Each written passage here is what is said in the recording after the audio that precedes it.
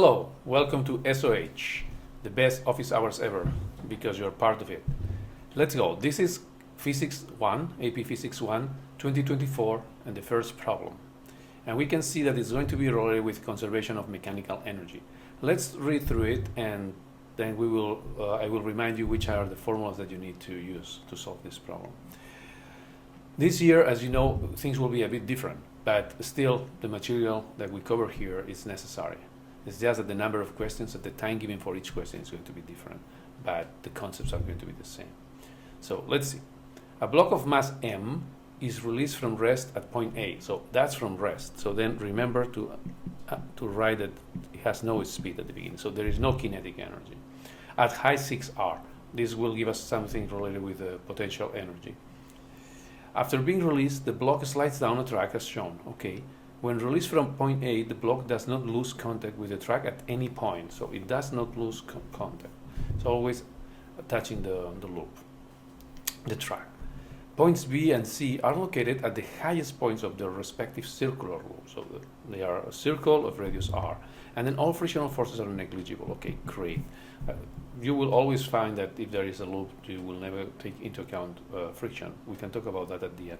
But it's a very, very difficult problem. I've never seen it solved in high school, AP, or even at college level. We can talk about that too. But anyway, so the first question that we get here is draw potential, kinetic energies, then there will be something about the speed, I think, the reference expression for the speed, and then finally if it makes the loop or not, and the forces. So just as a heads up, what you need to know is the following. If there is no friction, there is conservation of mechanical energy. So let's say total energy here, and it's going to be kinetic plus potential energy. Remember that kinetic is 1/2 of the mass of the object, in this case upper m, and then it's a speed square. There is no vector here, no direction, is the magnitude, the total magnitude of the speed square. And then for the gravitational potential energy close to the surface of the Earth, as we are here, it's going to be m, sometimes small m, but in this case it's big M, mgh. That's one thing that we are going to use, and this is going to be constant. So each of them can change, k or the potential energy, but not the sum of both of them. The other thing is that they ask about some forces. Okay, what you need to know is that in a loop, at any point in a loop, you will always have the weight, right? Because gravity is acting here, and then because it's pushing to the track, the object as it turns, right? As it turns, it's pushing to the track. Then it will have a normal force, like pointing towards the center, right? So you have to know this. You have these two forces, and then depending on where you are, you will plot them in one way or another. It's also good to know what's the minimum speed to cross a loop. But in this problem, they only tell you to explain why the reasoning of the person who says what's the initial height to let it go. That's the last question. Why it doesn't go to the top, to the point C? Why not? So we don't need to deal with that in detail. But otherwise, you will need to look at the forces here, put here the weight, and well, we will deal then with the centripetal force, but that's additional. That's not part of this problem. Well, I will tell you something at the end. So if you have enough, you can go ahead and try to solve these questions, get your 5, and move on to the next one to get another 5. And what we are going to do now is to go question by question and, well, kind of give the highlights and the details of each of them for also other problems that might be similar. So in the next question, they say draw. So we have to draw something, and it looks like lots of wording. So I need to take us more time to read it and to do it, perhaps. But anyway, they say that mu g represents the gravitational potential energy, and k represents the kinetic energy. And then they want us to do the same drawing, but at point B here. Okay, so first of all, there is no friction. Remember that we are going to use conservation of mechanical energy. So let's compute how much is the energy here at point A, and we have that the potential energy at point A is going to be mg, the height at point A, which is 6r, right? We have that this side. So this is going to be mg 6r. If we rearrange it a little bit, we will get 6 mgr. That's nice because if you look here, we have 1 tick, 2 ticks, 3, 4, 5, and 6. So basically, each of these ticks is equivalent to mgr, okay? Each of them, okay? Now, how much kinetic energy we have at point A? Well, that's nice because at point A, it was released from rest. So that's a 0. So then we have 0. Well, that's great. That's why we have this thing here, 0. Okay. But this allows us to compute the total mechanical energy. That is going to be the sum of the kinetic energy plus the potential energy at point A. So it's 0 plus 6 mgr. So it's going to be 6 mgr. And the important thing about it is that this is going to be constant. Okay. Now, if we go to point B, the potential energy at point B, well, it's mg again hb. And then the height at point B is 2r, right? Because it's a circle, so we have the diameter. So this is going to be, and we rearrange it already, we have this. And this is great because we know that it's going to be 1 again, 1, 2, 3, 4, 5, 6. So we have to go here, and we do this shaded area. Now, what happens with the kinetic energy at point B? We don't know the speed. We have no idea what's the speed at point B. Indeed, I think this is the next question. But since we know that the total energy is conserved, this is going to be the total energy minus the potential energy, right? Because we have that the sum is conserved, so it's going to be the difference. Therefore, the kinetic energy, that is what we need to plot, not the speed, is going to be the total energy. It was 6, remember? We have it here or here. 6 mgr minus the potential energy there. So it's going to be 4 mgr. So how many ticks we have to draw? 4, right? 1, 2, 3, 4, and you're done. Huh? You have here your area. Okay, that's it. That's great. Now, naturally, we would like to know what's the speed at point B. So how do we do that? Remember, we use conservation of mechanical energy. Okay. Sometimes they may ask you, and says that you see, writing a fundamental principle. So kinetic plus potential equals total energy. Maybe you have different expressions for the total energy, and in this case equals to 6 mgr. Remember? So we just need to substitute each of them. So we want to know the speed. We don't know it, so we write it like that. We knew that this is a point B, right? We knew that the potential energy is this, and this is the total. So you quickly arrive to this equation, right? You just need to subtract on the other side. And yep, and then this m here cancels out, right? And finally, you can get that your speed squared is going to be hgr. So you can get that your speed is going to be the square root of hgr. And if you like a little bit of mathematics, this is going to be this, right? Now, what's important here, in my opinion, is always do a check, unit check, always. This is the answer, okay? You're done, you're done. But do a unit check just in case. So what do we have for here, the units of our units are usually written with a square bracket. So what are the units that we have? We have the square root of g. G is an acceleration, so it's meters second square, meters divided by second square, and r is a length, so it's meters. So what you get is the square root of something that has meter square, right? And this is great. This is great because we got that, it checks out. So great. Let's move on. So for C, it says on the following dot that represents the block, so this represents the block, so it would be this thing here, draw and label the forces, not components, that are exerted on the block at the instant the block slides through point C. Oh, so we are here, point C. Okay, each force must be represented by a distinct arrow starting on and pointing away from the dot. So it could be like this, like that, right? Something like that, but that's what they want. Okay, let's deal with what we have. At point C, we basically have like weight, right, mg, and then we have one more force, only one more force, which is the normal force. Why? Because as this object is going up here, it's pushing, against the track. So the track, by reaction, so it's a reaction, generates a normal force. So if we make a zoom in, you are at any location, well, that's not the best circle ever, but if you are here, okay, at this point, it's trying to go away, right? So the track is going to do a normal force, in addition to the weight that is always vertical, okay, always vertical, the weight. But this points towards the center. Now, when we are here at the top, this is the top, then the normal force is going to point downwards. And the weight too, so it's going to be on top. So I don't know, let's just do like this, something like that, okay, mg. So we have two. We don't have the centripetal force. The centripetal force is the, and this is very important, resultant. It is the sum. This is additional, okay?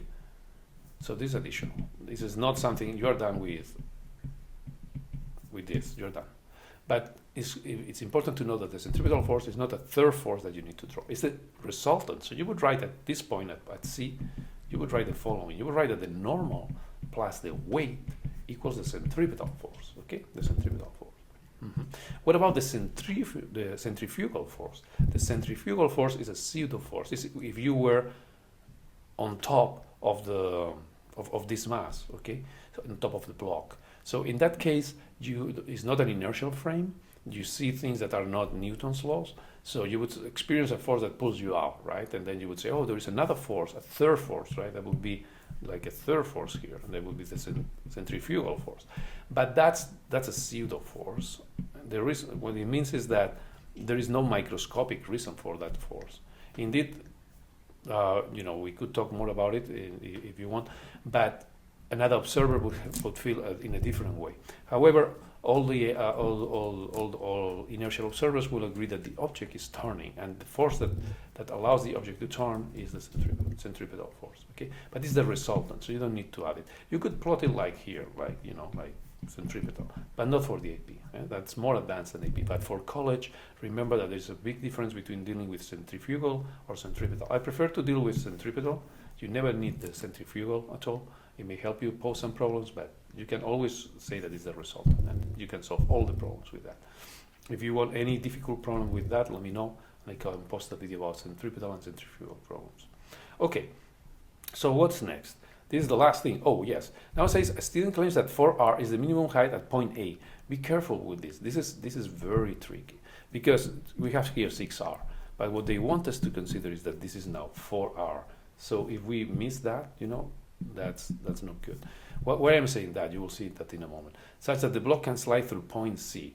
Explain why it's incorrect. We could say correct or incorrect, but they help us saying it's incorrect. Again, there is no friction.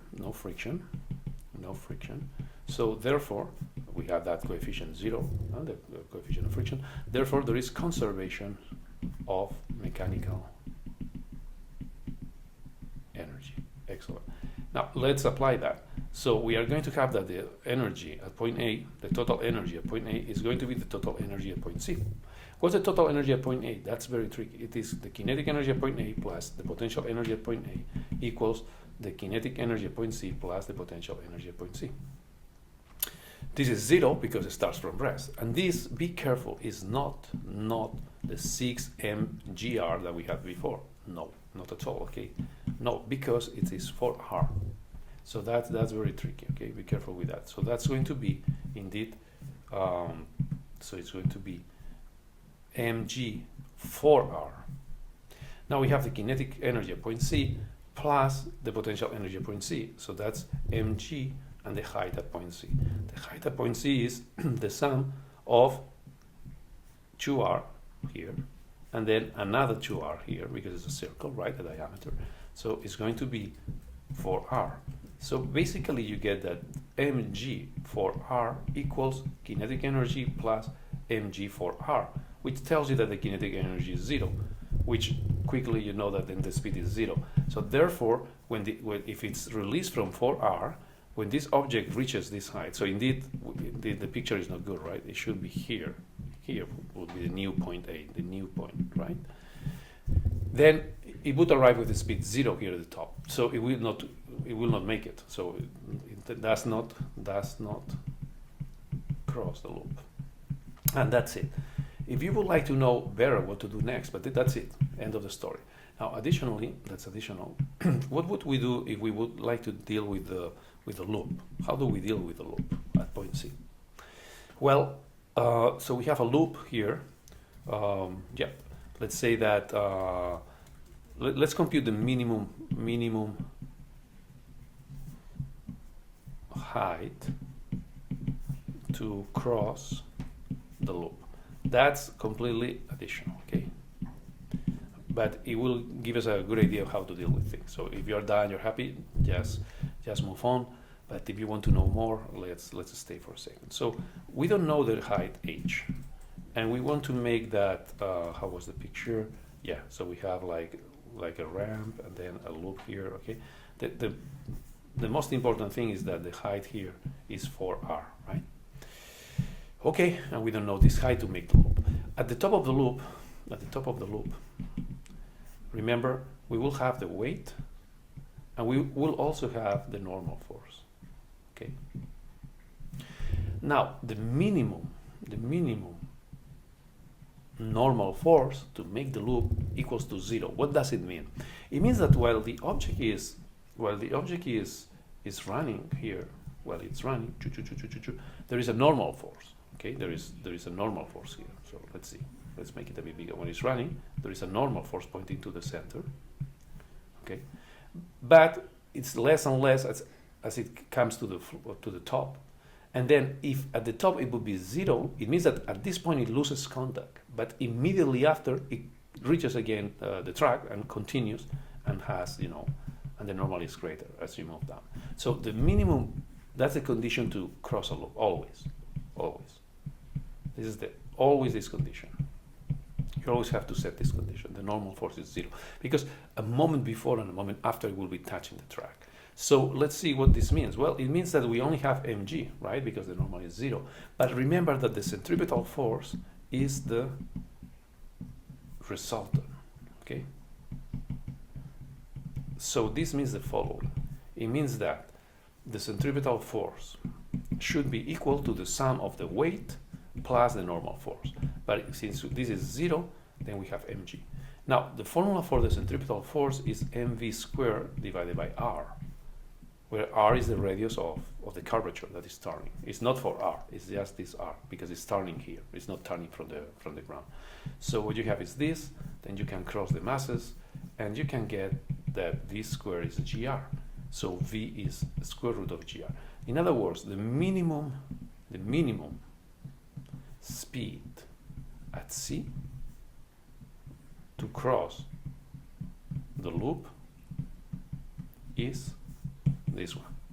You can check that the units are good. We did it before, right? Units are okay, so that makes sense. But how much is then HA? How do we deal with that? Well, what we have to do is, again, conservation of mechanical energy, because we have that there is no friction. So we are going to do that the total energy at point A is the same as the total energy at point C, the same as before. No big deal. However, what we are going to say here is kinetic energy at point A is 0. We release it from rest, right? And then mg, this is our unknown. We have no idea. And it has to get into point C with some kinetic energy, which is 1/2 of m, and this minimum speed, right? This minimum speed squared, plus the height at point C, that is 4r. So what we have here is mg HA equals 1/2 of m, the square root of gr squared, plus mg 4r, and then what you get is that mg HA equals 1/2 of m gr plus mg 4r. So you can get a common factor of mg, and you have like 4, in fact, yeah, an r too. 4 plus 1/2, so that's going to be 9/2, right? So basically, you finally get that HA is going to be 9/2 of R. Okay, so it needed plus 1/2 more to complete the loop. And that's how you deal with loops. Now, if there will be friction, with friction, that's a much harder problem. I have not seen, there must be, but I have not seen the right solution online yet. And there are videos about it that is not correct. Might be one that is correct, but I've seen like a few of them and all of them are wrong. I have never seen that solved in high school, AP, or even at college level. So yeah, if you want, we can deal with it. Just write it in the comments, like let's look at the loop with friction. But it's very interesting and very complicated too, because it brings the idea that we need energy and as a tool to solve these kind of problems if there is friction, not only kinematics, for instance. Okay, thank you so much, and I see you in the next one. Let's do that. Yes.